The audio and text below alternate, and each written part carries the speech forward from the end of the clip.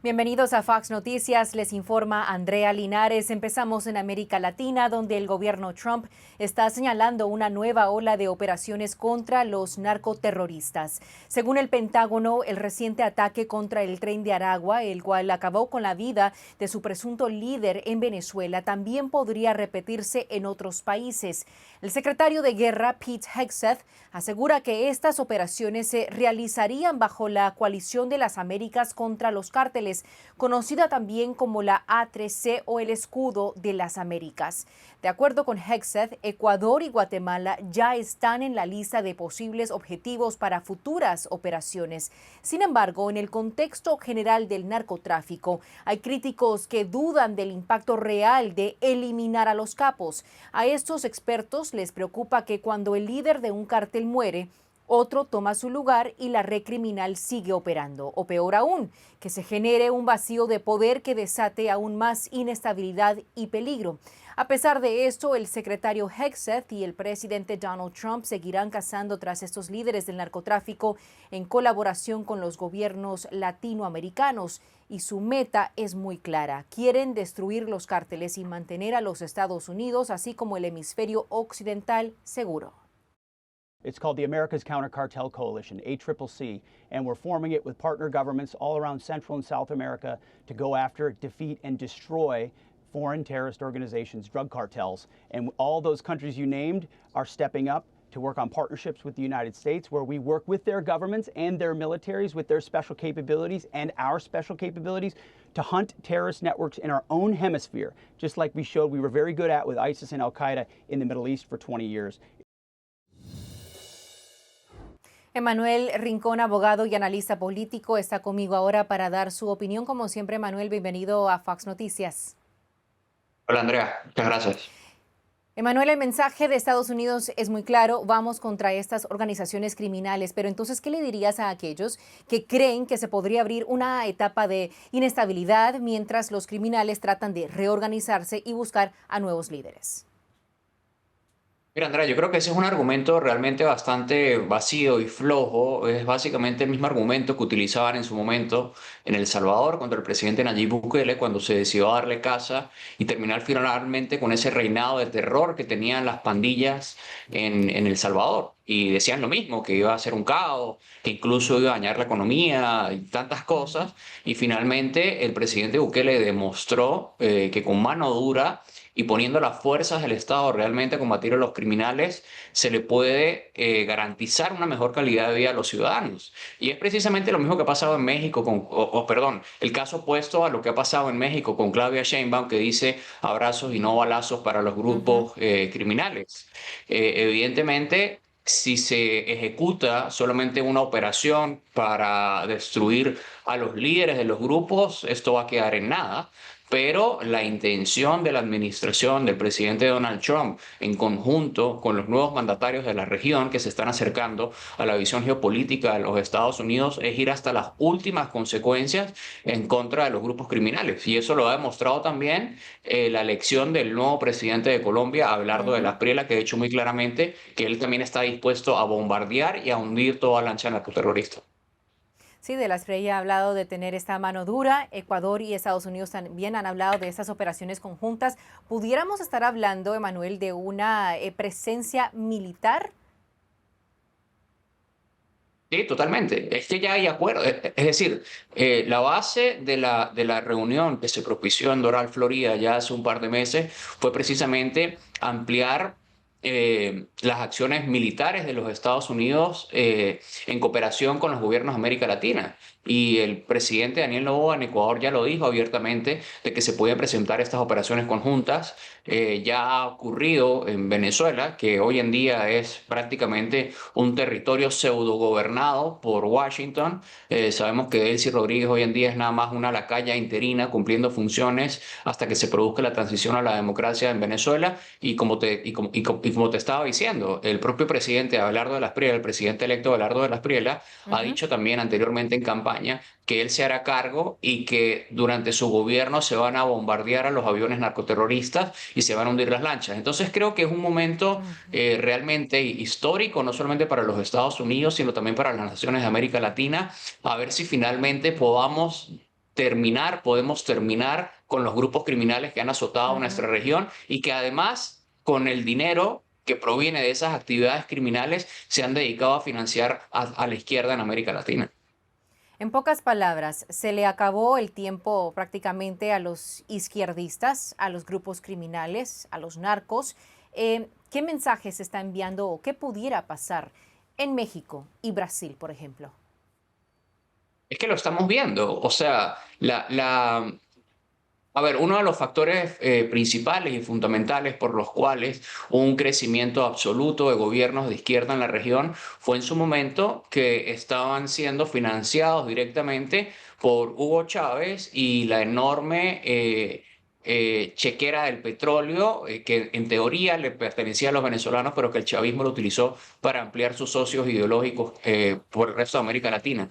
Una vez se acaba ese financiamiento, porque destruyeron y quebraron la industria petrolera venezolana, la izquierda empezó a financiarse de los grupos criminales y el narcotráfico. Y es una relación abierta, es decir, Morena, que es el partido de izquierdas en México, que presidió con López Obrador y ahora con Claudia Sheinbaum, ha estado defendiendo abiertamente a los narcotraficantes desde hace años.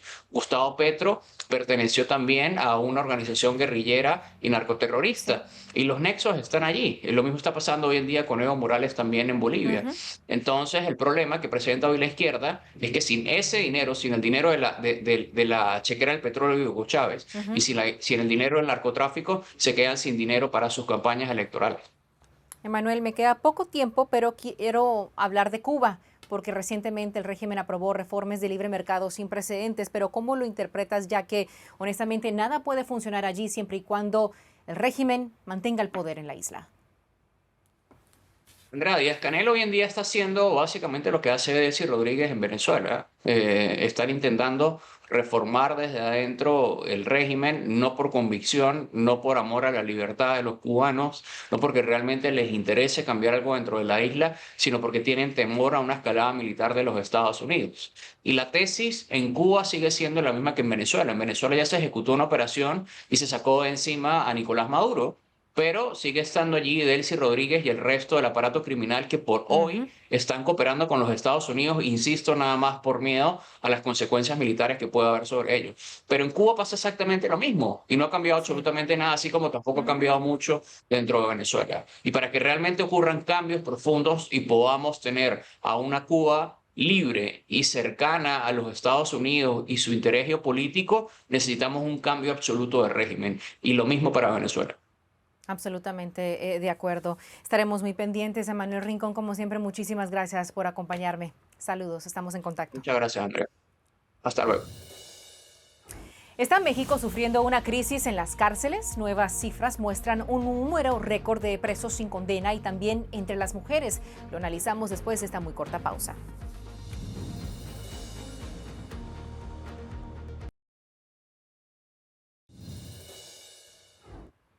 Bienvenidos de vuelta a Fox Noticias. Pasamos a México, donde una creciente crisis carcelaria está sembrando serias dudas sobre el sistema de justicia del país. De acuerdo a Milenio, la población carcelaria en México dio un salto de más de 21,000 personas en un solo año, lo que representa el mayor incremento anual del que se tenga registro. Y aquí viene la parte, pues digamos, más impactante. De acuerdo con datos oficiales de las autoridades carcelarias del país, más del 40% de esos reclusos aún no han sido declarados culpables de ningún delito. La situación es aún más grave entre las mujeres, quienes a menudo terminan involucradas en actividades delictivas tras ser amenazadas o presionadas, frecuentemente en un intento por protegerse a sí mismas o a sus familias. Según esos mismos datos, más de la mitad de las mujeres tras las rejas se encuentran bajo prisión preventiva a la espera de una sentencia. Y para la presidenta Claudia Sheinbaum, quien ha prometido defender y proteger a las mujeres, la presión aumenta para dar respuestas sobre lo que está ocurriendo dentro de estos centros penitenciarios, porque para miles de ellas las promesas de protección no coinciden con la realidad que se vive en prisión. Natalia Torres, analista política mexicana, me acompaña para analizar esta situación. Bienvenida, gracias por acompañarme. Muchas gracias por el espacio, Andrea. Como mencioné, más de 40% de los reclusos están en prisión preventiva. ¿Qué refleja eso sobre el sistema penitenciario de México? Que la justicia no es eficiente, querida Andrea, y lejos de intentar reformarla o hacer que sea un poco más eficiente o disminuir procesos o disminuir tiempos, lo que se hizo fueron y lo que se han hecho son reformas completamente dañinas. Nunca se ha apostado por mejorar la justicia, nunca se ha apostado por mejorar el mecanismo de denuncia y lo que pasa es un ministerio público encargado de investigar que es muy flojo, querida Andrea. Entonces, lo que hace es manda todo lo que pueda a delitos que ameritan prisión preventiva para tener a las personas dentro de la cárcel y sentir que está haciendo su trabajo. Y la realidad es que todavía el dato del error carcelario, es decir, las personas que están dentro de una cárcel siendo inocentes o que no lo tiene comprobado, que exceden más del 55%, es sumamente preocupante, porque en este país a nadie le importa que la justicia sea verdaderamente eficiente. Lo que nos importa es la medalla política y en eso ha sido experta la presidenta Claudia Sheinbaum, en salir a hablar de medallas políticas, en salir a hablar de banderas de justicia, mientras que el sistema penitenciario se está deshaciendo, mientras que no hay una buena investigación de los delitos, mientras no hay procesos eficientes y mientras poco a poco la justicia se va desmoronando en un sistema que claramente no le interesa. El gobierno, como bien dices, de Sheinbaum ha sido totalmente ineficiente, incapaz de abordar este creciente problema. Como bien dices, también se necesitan reformas sustanciales. Entonces, ¿por dónde se comienza? Yo creo que el principio es tocar las fiscalías, que es la primera puerta hacia los ciudadanos de pie. Cuando a algún ciudadano le cometen un delito o sufre o es víctima de algún delito, lo primero que hace es ir a una fiscalía, ir a un ministerio público, ir a la persona que recibe esa investigación y hace investigación. Si el proceso de denuncia sigue siendo tan tardado como lo es, si es tan lento y tan poco eficiente, evidentemente la gente no va a denunciar. Eso por una parte, hacerlo más rápido, más eficiente. Hay tecnología que no se utiliza. En muchos países del mundo las denuncias hoy son digitales porque ya es perfectamente normal. En México no. En México son 2 horas de ir al Ministerio Público en una hoja de papel a denunciar y a escribir lo que te pasó. Es frustrante. Y además la policía de investigación y además el Ministerio Público encargado de hacer la carpeta, encargado de que todo esté de manera sustancial dentro de una carpeta de investigación. Si ellos no están preparados para hacer su trabajo, si ellos se dejan corromper porque no tienen buenos sueldos, todo el sistema de justicia colapsa. Es una reforma compleja, pero nadie lo ha hecho. La última vez que se hizo fue para cambiar un poco el modelo del sistema penal mexicano. De ahí en fuera, nadie lo tocó. Andrés Manuel López Obrador no lo tocó cuando dijo que una de sus causas era la justicia mexicana y Claudia Sheinbaum tampoco y no lo va a hacer. ¿No lo hacen porque no les importa? ¿O cuál es tu análisis de la situación y también de lo que están viviendo esas mujeres que están detenidas? La mayoría de ellas tienen entre 18 y 29 años de edad.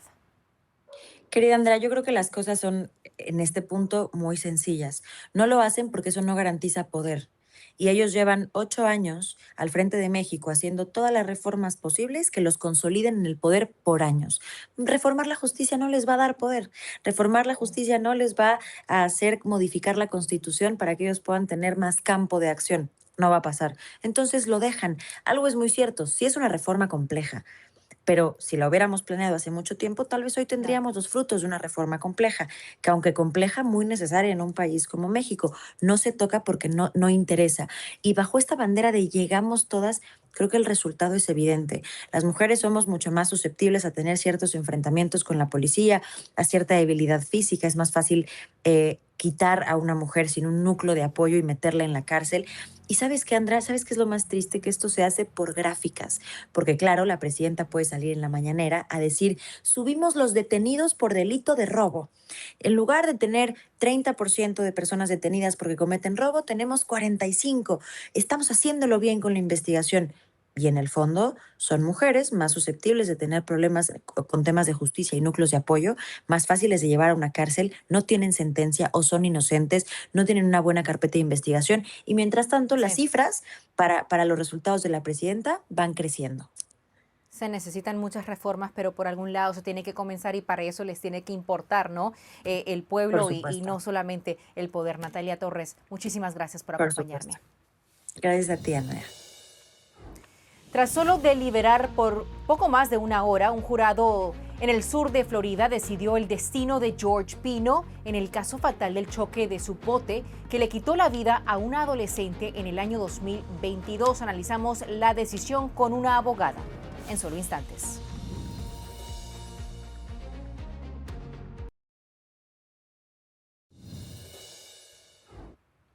Bienvenidos de vuelta a Fox Noticias. Ahora pasamos a Miami, donde un jurado ya decidió el destino del desarrollador inmobiliario George Pino. Pino fue hallado no culpable de los cargos de homicidio involuntario en segundo grado y de homicidio náutico. El multimillonario enfrentó un juicio de alto perfil acusado por el trágico choque de su bote en el año 2022, un impacto que le quitó la vida a la adolescente Lucy Fernández y dejó a otra jovencita con daño cerebral permanente.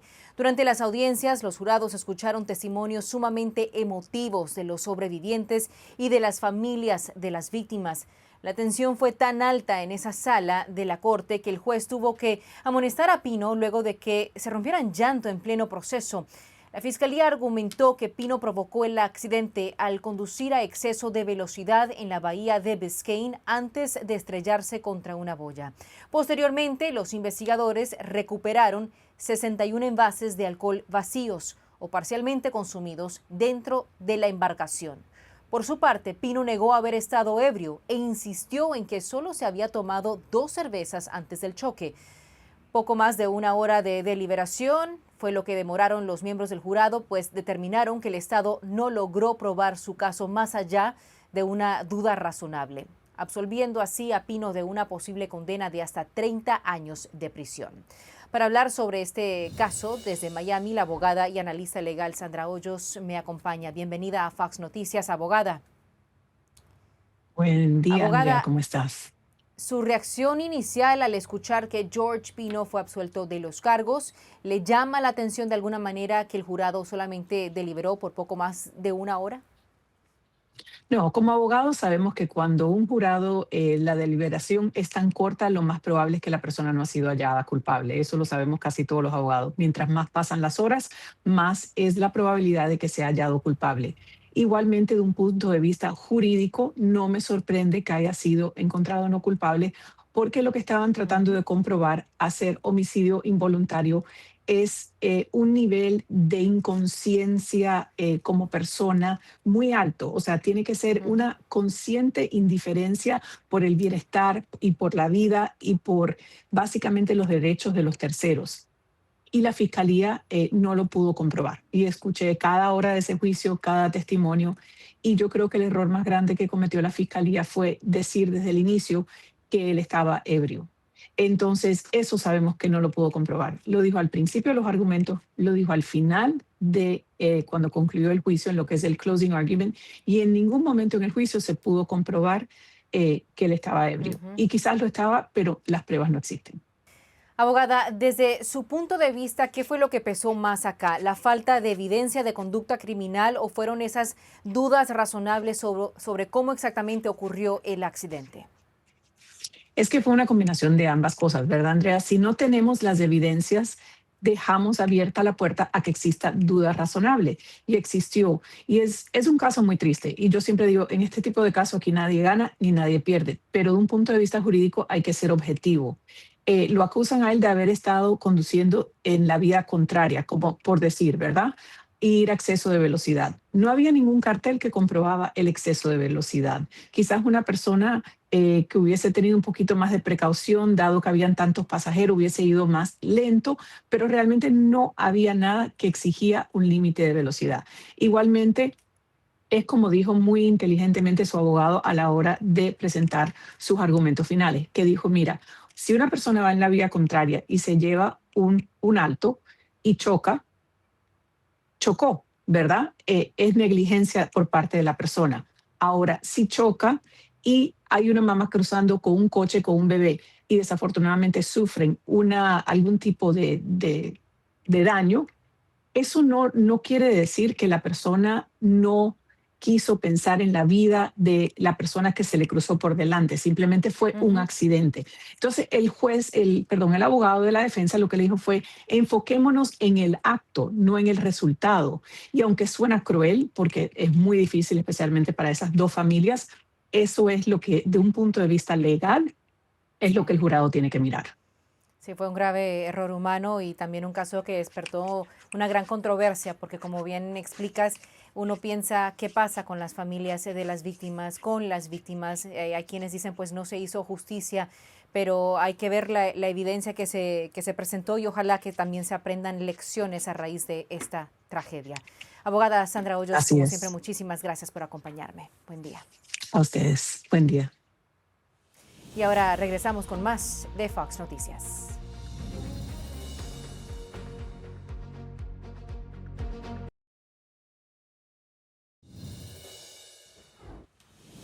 Muchísimas gracias por acompañarnos el día de hoy. Recuerden, nos pueden seguir en las redes Instagram, Facebook, X, TikTok y WhatsApp para que no te pierdas nada siempre con Fox Noticias. Yo soy Andrea Linares.